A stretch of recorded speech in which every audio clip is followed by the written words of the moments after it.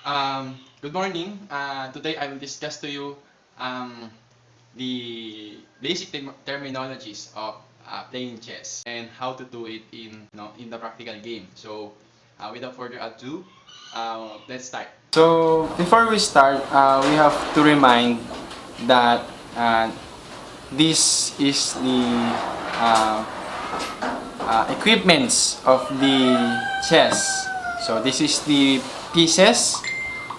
This is the chessboard. So pieces, anything except pawns, right? So this was the piece, no? Rook, horses, bishop, and the kings and queens. So how to attack or how to win this game? So we have so-called capture or attacks. So for example, no. So this horse I will move this.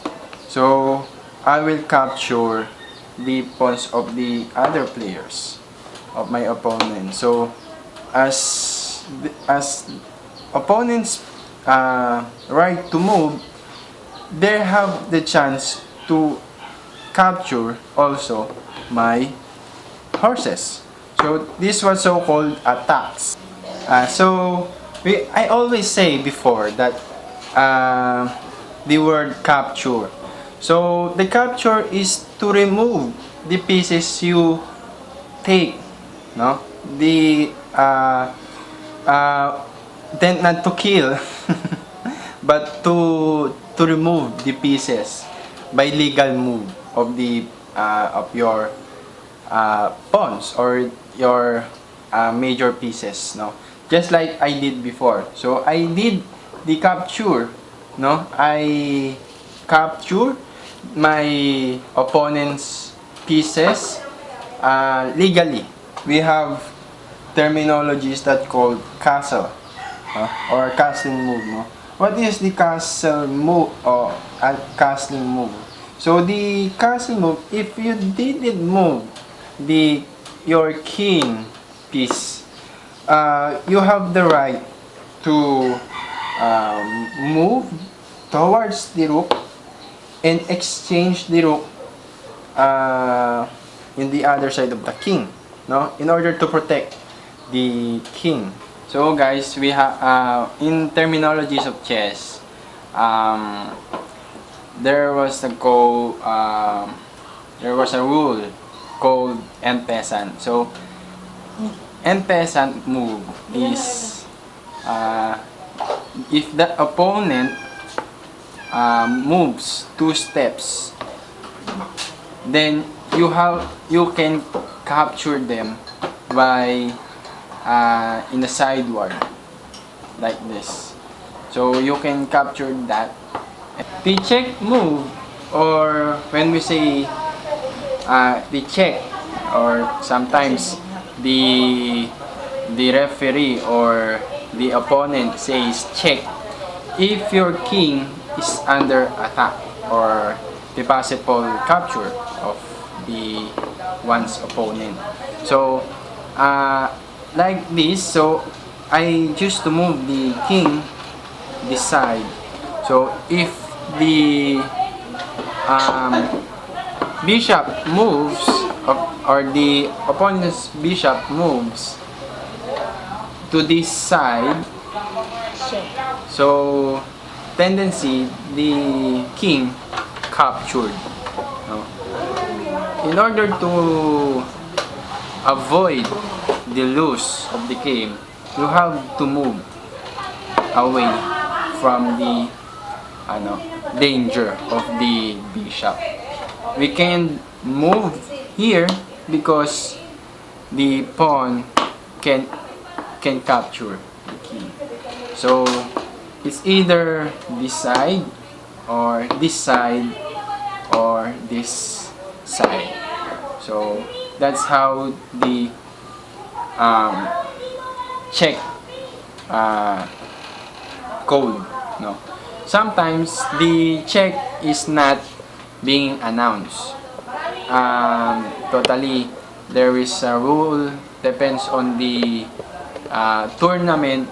If the opponent's player or your player himself can announce the check, but the announcing but the not announcing the check is possible tactics of the one's player. Aside from the check, no, we have the terminology called checkmate. So what is checkmate? If your king is no longer moved towards the possible capturing move of the others of the other opponent's piece, no? Just like this. If I move toward this, the king, the horse maybe capture my king. If I move towards this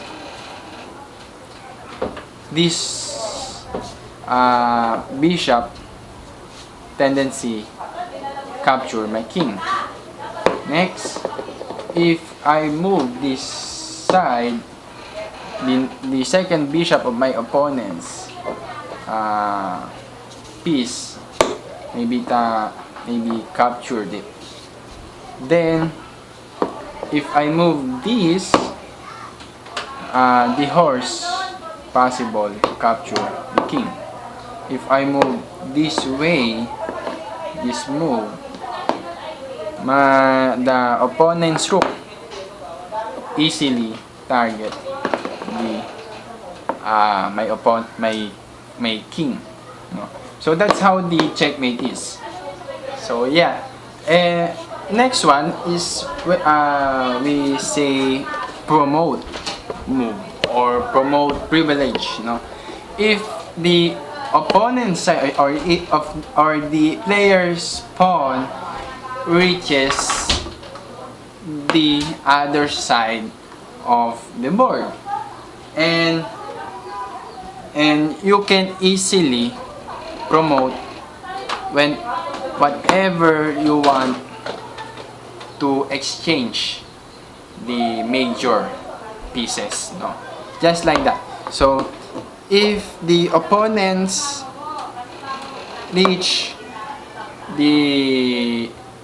my side of the board,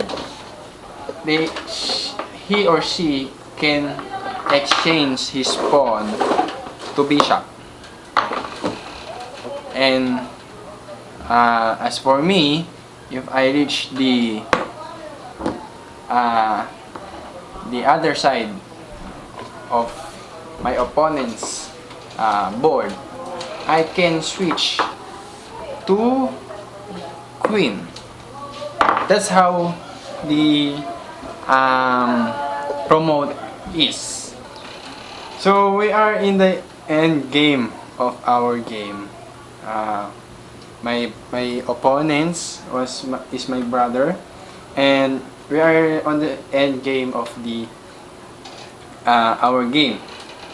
So what is end game? If the king is no choice but to come out and dodge all the possible move of the opponent's officers piece, no? So in this case we are in the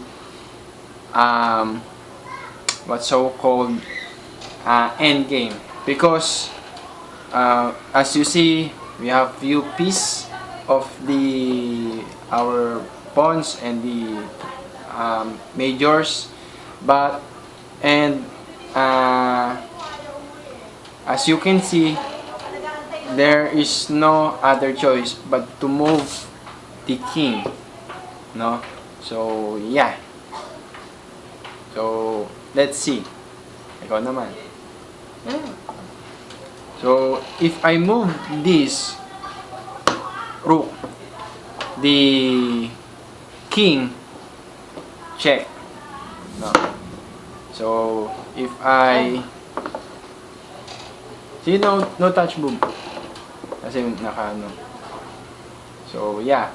So if my opponent's player move the horse to block the possible captivity of the king, I can capture his horse. So the rule is check. No, so we are in the end game. So there has no choice but to move the king and dodge all the possible captivity.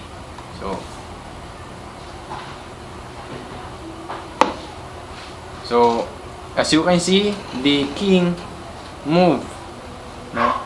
But yeah, and there is a way to capture it, to dodge all the possible effects. But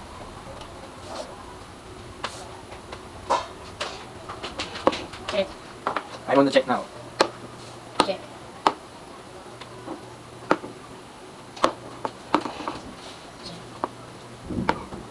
So decide.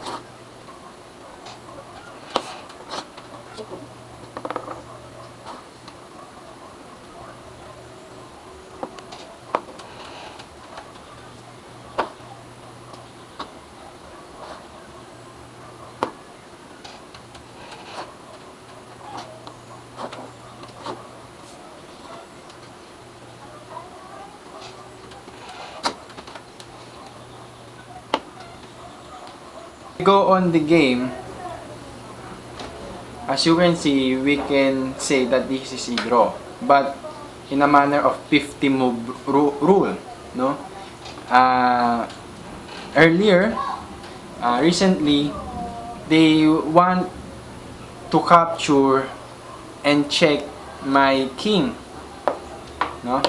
But the move of my bishop block his way. So if she might get or capture my bishop, he or I capture his queen. So he didn't want to attain this type of risk. So he backward his king. So as we go on the game, you will see how the king possibly win. No, if he move all his pawns, my rook might get captured after he promotes his pawns. No? So there's no win at all. So we can say that this is a draw. No? So yeah, that's how the game is, and that's how the terminology and the basics of the chess rules of the chess. So that's all for now. Thank you.